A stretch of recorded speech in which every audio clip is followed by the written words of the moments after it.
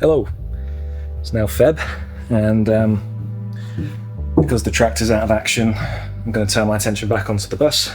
Last weekend I had a little play around with the lights just to see if the wiring was still all up and functional, and I found a couple of issues, so I'm going to spend a bit of time today trying to get to the bottom of that. I've also brought down a little diesel heater that we've had for a long time, just sitting in a box. Just going to kind of size that up and make sure we've got enough space where I've intended to put it.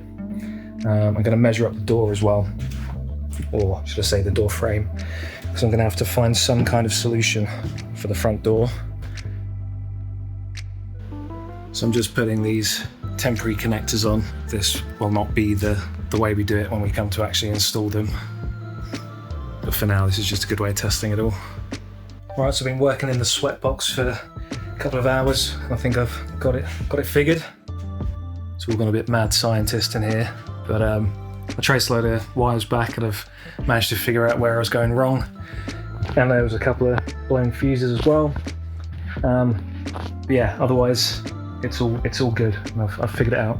I'm going to spend a bit of time just drawing it all out as a diagram, just so I have a better idea. It's been a couple of years since we put all this in, so yeah, just trying to remember how we did it. So I spent a bit of time just sketching out the 12 volt system. Dreadful diagram. Sorry, Dad. Now with the diesel heater, we just got one of these kind of cheap ones, and the idea is to put it there between the two wheel wells, where of course, you know, I'm going to make a little false floor across, and then that gives us a little space there to put it. And you know, with the bed behind, it's probably where we want most of the heating going. I'm going to have to do a little bit more research in terms of how much space it needs around the heater to work properly. This will go through the floor, so you've got your exhaust gases as well as your fuel in. So I'll have to cut a hole in the floor. The only thing I'm a little worried about is, of course, because we've got the wheels here, it's also going to be an axle. So I'm not sure exactly how much room I've got down there. But the bus does sit quite high, so I'm hoping the axle's low enough. There's enough room between here and there to be able to run everything we need to. I forgot to bring a bloody tape measure. There's usually one on the bus all the time, but I can't find it. It's a bit annoying, but I can't measure the door today. I'll come back tomorrow and give it a proper measure up, because I really do want to know these dimensions. But I've got a bit of a plan, I think. So I'm thinking of using angle iron, something like that. It doesn't have to be anywhere near this big. Half the size would be absolutely fine. And just kind of make a door jamb out of angle. And then what I can do with that is run kind of car door seals around it, which are cheap and really effective. So essentially it'll be like this. So you can just kind of run this right the way down the angle iron. And that'll give us a nice watertight, airtight seal. I mean, what would be really nice is to have the door jamb on the outside and get the maximum use of that entire width, because obviously building into it, I'm going to lose a bit of that width and it's going to be a smaller opening in the end. But the problem is that the bus body is actually convex, so it comes out in the middle, so I can't just put anything on the outside easily. So you can see bows out. So I think it's going to be easier to work on the inside, where I've got a nice square edge. Not down the block this weekend. Without the tractor, there's not a whole lot more we can do, and I've spoken to a couple of contractors in the week about getting some big diggers in just to finish the last of it and get the whole site graded. And we're just kind of crunching some numbers and seeing if it's a viable option for us. So in the interim, decided to make use of a nice day. I'm going to have a crack at throwing together a little compost toilet. It's something that we've actually wanted for a long time, that we can either just use once we're living down there, or have when we're deciding to camp or stay the night. Yeah, we're going to chuck it together. It's going to be perfect, and then we'll have a toilet.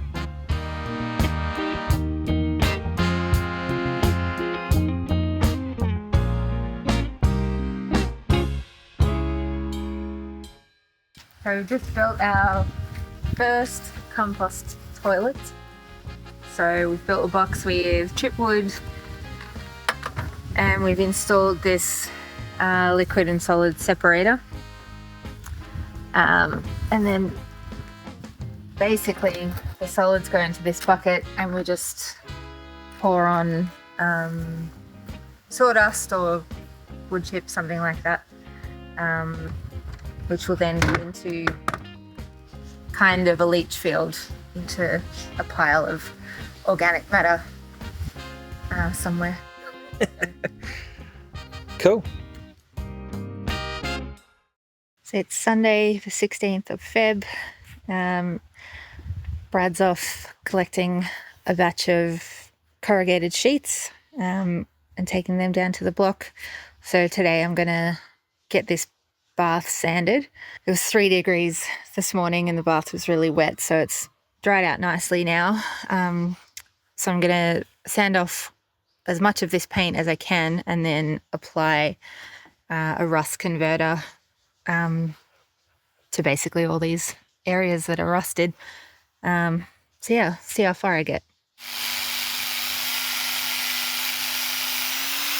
I'm back down to have a look at the tractor. I got some bits in the week for it. I don't know if I'll be able to get it up and running again, but I got some new seats for the injectors and some copper washers and all that kind of stuff. But otherwise, I'm just here to kind of drop off some stuff I got on Marketplace. Managed to pick up all this tin. There's just over 50 sheets here. Worked out about $3 each, which is super cheap. It's not in the best nick. Some of it's really good. Others are a bit rusty. And there's some dodgy sized ones in there, but we've definitely got use for it. There we are, decent stack.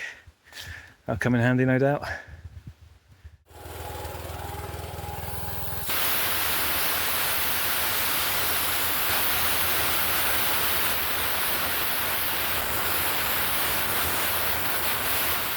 So this is what I got, a couple of copper washers, the injector seals themselves, and then some cork seat seals to replace these. So the cork seat fits really well. The copper wash is a little bit loose, but it will still seal properly, hopefully, once it's all torqued down. The other thing I'm going to do is just, of course, give this a proper clean up and then get into those bolt holes with a bit of TIG filler rod, dig that out and then blast it with the air. I think a bit of crud got down into them, so the bolts aren't torquing it down as tight as it needs to.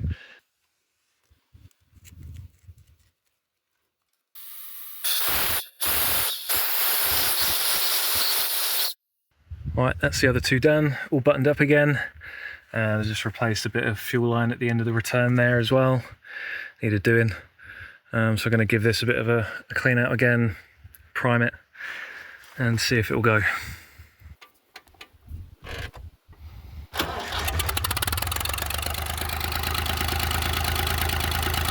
Well, that's a nice feeling.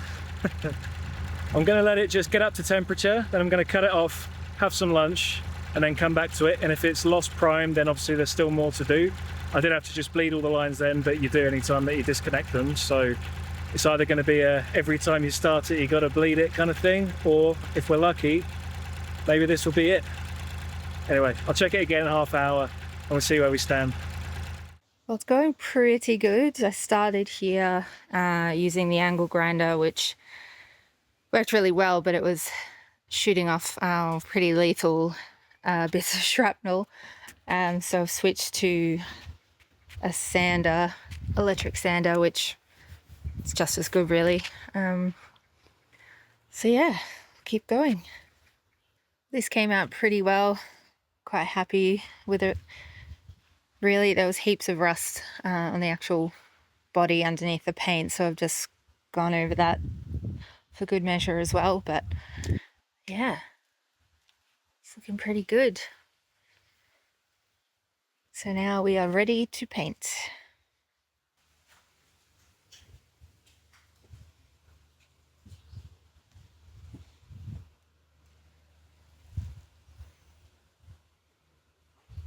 Right, this is the real test.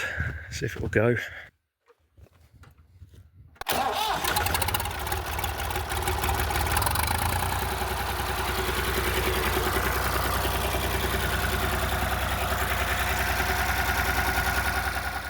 It looks like we're back in business. We'll get the exhaust back on and the covers, and have a little drive around, see if it still pulls, and have a little go on the backhoe as well, and just give it all a once over. But otherwise, seems like it's up and running again. Cool. I thought I'd go and test out the backhoe and the bucket and just make sure it's all working, and before long I'm sitting on it getting work done. Got quite a bit down as well, actually. So we've got 2 really big trees down over there, a couple of little scrappy ones there, another big one here, and then 2 big ones behind that, and then I just started on this big one. That's going to take a couple of hours, I think, get that one down properly. But yeah, 7 trees out of the 15 that remain. So yeah, pretty good day really. Okay, last weekend of Feb, and Luce is working today, so it's just me down here. We've changed our mind a little bit on the contractor front. After running some numbers, it seemed that getting them in just to do this was just far too expensive. You know, being quoted around 7.5 to 10 grand just to clean up the last of it, and that's just way beyond what we can afford. So instead, what I've managed to do is find quite a cheap dry hire excavator place locally, just privately run, just a couple that has a bit of plant stuff themselves, and for 2.5 grand I'm going to get an 8-ton excavator in for 4 days. So we'll do that in a couple of weeks time in March. We'll camp over. I've booked off work, so I've got a long weekend, and I'll get some gravel ordered, and I'll have it so we can just push over as much as we possibly can, give the ground a bit of a sieve as well, get the roots out, get the rocks out, and try and have some clean fill to work with, and then try and link up the driveway to this last corner. And once it's flat, we can get a container in, we can move the bus into position, and we can fence it out. So yeah, quite exciting really, but it does mean that I need to get as much as I possibly can get done in the next couple of weeks before that happens. So we're spending more time working the ground and less time pushing bloody trees over.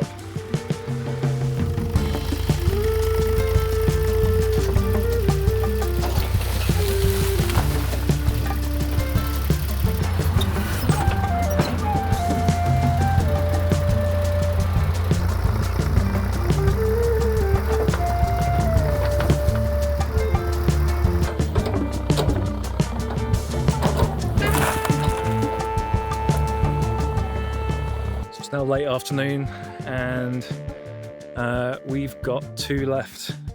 Man, looks like we did end up doing it all. I can't get to one of them, so this guy here is going to be a whole day's worth of work, I reckon, and some of the trees that I've pushed over are right in the way, so these are going to be pulled out first, and then the other one is that big one pointing out behind the bus. Absolutely no rush to get that one down at all, so that can be whenever. So really where this kind of mess starts, we're going to pen this out, have the bus facing this way, we'll have a little container over there, we might build a little shower block on the other side of the bus, and that's where we'll be living while we build the house. So we've got this weekend and then the first weekend of March to get this area as clear as we can with the backhoe, drag these trees out, get that last 1 or 2 down, drag out as much of the scrap and wood as we possibly can, maybe even try and get it as flat as we can as well.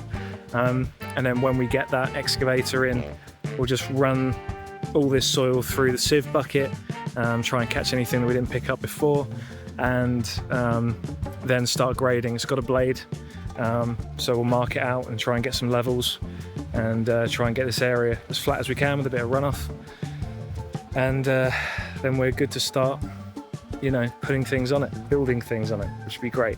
So we'll have a driveway kind of running through where that pile is and meeting up here. The kind of less work we're relying on that excavator for, the better. Means we really get to take our time getting that pad sorted out, get the grading done properly, because that is going to take some time, especially because A, we've never done that before, and B, we've never driven an excavator before. So it's going to be a bit of a steep learning curve. But 4 days, we should be all right. We should be all right to do that. Okay, and we're back down for the last working day of the month. it is just me again today. Lucy's had to go to work again. So just me, and I'm gonna focus on getting those trees out that I dropped yesterday, clean up a bit, and if I'm really lucky, maybe have a look at getting that last tree down in this corner as well.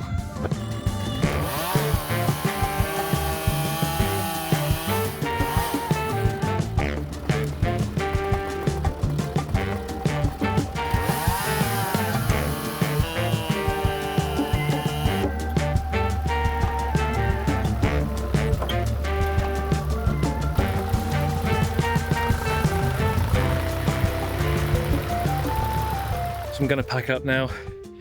Been at it non-stop, kind of reaching my limit. It's taking about an hour per tree to move out. I haven't got it finished. We've still got this big fella. There's a huge one here, that's gone. The one from that hole's gone, the one from that hole's gone, one from this hole's gone, and then there's another one way over there as well. So still got this one here lying across the hill.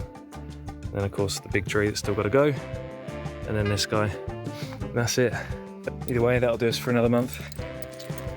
And that first weekend of March, we'll get this tied up, and then we'll have the excavator the following weekend. Anyway, as always, thank you very much for watching. We'll see you next month.